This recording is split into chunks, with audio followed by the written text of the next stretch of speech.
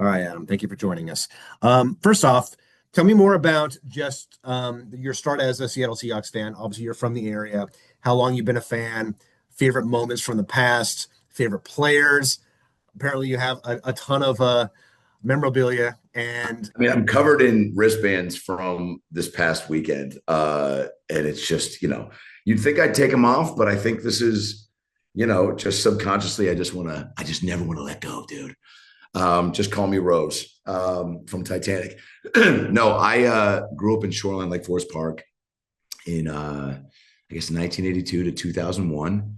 And just, sports always big part of being a kid in Seattle, even when, I think my first taste of Seahawks football was probably Chris Warren, Rick Meyer, Joey Galloway. Shout out to Steve Rabel. I mean, let's go. I mean, if there's a guy that has taught anybody how a mustache truly is supposed to look, it's Rabes. Gives great hugs too. Little handsy, but great guy. No, Steve feels like a second father to me. He actually could be. We haven't seen the DNA results, but there's something about being a sports fan in Seattle that I think is extra special because it's dark and gloomy all the time. It's why comedy, the arts and sports, I think, do thrive in the Northwest because they're indoor activities, right? And I definitely started doing stand-up and making silly videos and all that, and playing sports because of our geographic location, but also being around Sean Kemp and GP and Griffey and all these guys. Like, you had great examples. So that's what's really cool now for this next generation is like, man, like having Sammy Darnold and Coach McDonald for probably, I don't know, another 60 years because he's 12. And then, just how young this squad is and exciting. But Seahawks football, my experience when I was a kid, it wasn't as big as it was now. The Kingdom obviously was, a great place to watch a game. But Sonics basketball, I think, was the thing when I was a kid. And then the Mariners became the thing. But we've always been a football city, which I think is cool. It's like, and a sports town. And ready and chomping at the bit to rally around a group like this. And so that's why it's like extra cool. Like, I used to say on stage that like, you never know how emotionally invested you are in a team until like they win, because, you feel like you've contributed to the success of the team. These guys mostly don't know who a lot of us are. And like my buddies texting me after the Super Bowl, like, dude, congrats. Like so many people from all walks of life, old math teachers and people I've blocked from political fights, and just all sorts of, just, dude, congrats, man. We can set our differences aside, man. The Seahawks, I was rooting for you. And I always have no problem accepting partial responsibility, like a delusional fan. Like, I'm just like, yeah, no, those 15 beers I had at halftime, I think helped Kenneth Walker run the ball better, but it is way cooler when you've been, just grinding for a while, like in any business, in any sport, to actually like have this happen. And man, it's just like the high versus what we felt last time is pretty incredible, man. I mean, I've just been watching clips and footage, and I've rewatched the game, I think twice already, and listened to every Rabel call. And like, it's just, and that's not going to go away for a while. That's the coolest part, is we get to ride this, for as long as we want. so, speaking of Rabel, probably about 40 feet this way is our main Steve studio, Rabel cutout. which is named, no, the studio is named after Steve Rabel, and there is a plaque on the wall to him. So that is right over there. So, Dude, as well it should be. I'm going to name my first kid Steve Rabel. Probably get a name. Yeah, if I start a production company, the house that Rabel built, I don't know, dude. The guys, there's nobody cooler and nobody that like, I mean, there's just so many pieces to this organization that like make it run. And getting to know, Johnny Schneider now pretty well, and getting to see really the ins and outs. And, I've known Sam since he was 3 years into the league, and when he was a Jet. And it's like, went and visited him when I was doing shows in Minnesota and San Francisco, and always, and just, he's just stayed. I posted this morning on my Instagram, a picture of us at the party, and just to make a little statement about his journey, because yeah, it's cool that he won a Super Bowl. Very cool. you know, we could probably do without the video of him on the teacups. I think he's going to regret that in 20 years. No, that was Sam. Perfect, dude. He's also way sillier than people give him credit for, which as he warms up, we'll get to see more of that. But the example that he has set indirectly for kids, especially, pretty awesome, man. Like, never pointed the finger, always just kept it on himself, you know, kept his head down, stayed ready, stayed kind, and you know, got his next opportunity and made good on it. And the NFL, especially, like all sports, it's like, man, you're not guaranteed anything, especially a second chance. And being a number 3 pick in the biggest market and then just getting the boot.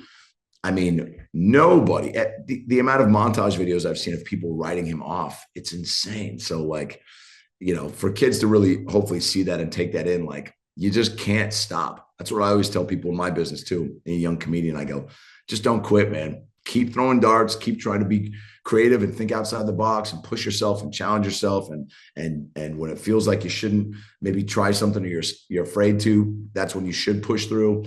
And just don't quit. And it happens when it's supposed to happen. And Sam is like the epitome of that right now. And he's a ginger, which is great, dude. Giving a lot of love. I got 3 good friends that are redheads, and they are fired up. Bill Burr, not so much. So let me ask if we can use your photo from Instagram of you and Sam Darnold as part Please. of. Okay. Um, so tell me more about your time at the Super Bowl. I did see your picture with Dave Matthews, obviously hanging out with lots of celebrities.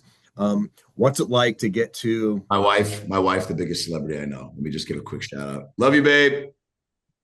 Yeah, she's there. Yeah, it was awesome. We sorry, go ahead. I cut you off. no, just your time there, your experience there, just just getting to hang out with because obviously we had a lot of Seattle personalities there as well. Like Yeah. Soft was there from KJR. Cal Raleigh was actually just sitting just a couple seats from him at stadium. Just what was that like? Did you go to the first Super Bowl? So I went to the Sorry, 20 not they're sorry, the one that they won, the first one. I went to the Broncos one, yes, with my same buddy Adam French that went to this game with me as well. I was best man at his wedding. He was best man at mine. He, you know, every comedian needs a few friends or friend that is funnier than them. And Adam French is that to me. He's an engineer, has a great company, great dad, great dude, but like funniest dude that I know. But I know a lot of funny people. But what with him, my wife, and my other buddy Norman Parker, who's a Ravens fan, but has become is just what a guy that had never been to a Super Bowl, so we took him, and he's a Mike McDonald fan, so this was like he could get invested an appropriate amount. But yeah, I did media Tuesday through Thursday, as I was telling you. McAfee, Eisen, just trying to be around, do a bunch of shows, and Wyman and Bob, and just soak up the energy of like our teams in the Super Bowl, and then flew to Austin to do shows, and on an hour's sleep flew back to Santa Clara on Sunday. Went to the ESPN tailgate with Cal and Kirby and Bry Wu and Josh Naylor. There's a pic of that too on my IG if you want to throw that up. And it was awesome. We just all, talked Hawks and then started talking M's. And Naylor was telling me how fired up he is for this Donovan pickup and how huge it is. And he was like, dude, he's like, you don't understand how like this gives us a legit like lead off now and like stacks the lineup even more. He's like, when I signed my deal, I was like trying to get it done on the earlier side so they could like kind of continue, like use that as an extra boost and push to like maybe make another move. And I mean, good on them because it worked out. But yeah, that was just a great hang pre-game. And then yeah, met up with Dave Matthews, who I've gotten to know in the last handful of months, and we had a cocktail, and then I got to be honest, the game was never. It was tense because like you just don't know. It's any given Sunday, but the whole time. Every show I went on, I was like oddly confident. At first, it was jokingly. I went on Rich Eisen. I was like 34-10. He's like, what do you like? So so double digits for the Pats. I go, actually, you know what? 28-9. And then he goes, how do you really feel? And I go, 70-2. But Drake May is young. And I just thought there's no way he's going to stay composed with this. Like, this is the Super Bowl. He's 23. Like, what were you doing at 23? Like nowhere near the amount of pressure that is, and this defense. Look, the Legion of Boom. Shout out to Richard Sherm. Incredible. This D is just different, dude. Fast in ways that I don't know if the Legion of Boom would just like, knock you into a different stratosphere and make you forget math for an hour. But like, these guys are just, 12 is one, like Mike says, and they just got to him early, and it felt like they were never going to score. So once their first two defensive, like Julian Love even says in the middle of the first quarter, he was like, we're going to win, which is awesome. And then Sam, missed a couple throws that probably would have made it 26-0 at the half.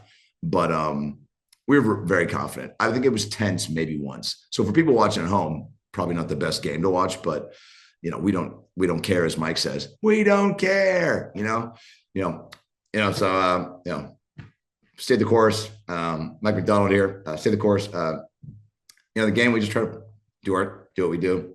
We had our game plan, and Sam throws it. Kenneth would run it. I had the headset on, and I was listening to an audiobook actually the whole game, but it's a little secret. We do not care. But yeah, it was one of those games where you just go, I don't think it's going to be close from the get-go, and still fun to watch. And then we went to a little dive bar. Dave Matthews, myself, my wife, my buddies, Dave's buddies, and turned things up. We went to a 4-point Sheraton, shout out in San Jose, as we waited for the Seahawks to let us into the party because the team had to go in first. And we were standing outside the party, and we're looking around where to go. And I look across the street, I go, man, the 4-point Sheraton might be open. And Dave goes, man, if I know anything about a 4-point Sheraton, it's always popping.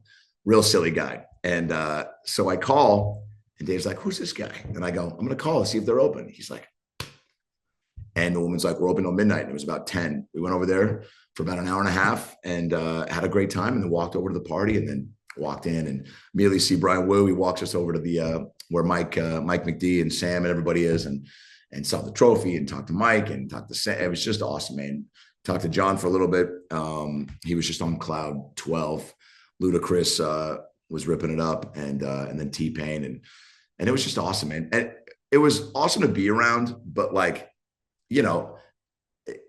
at first I was like, man, is it weird that we're like partying with them? It's their night, like, but it's such a big open family friends thing. I mean, it's obviously, highly, ticketed and secure and all that, but like, it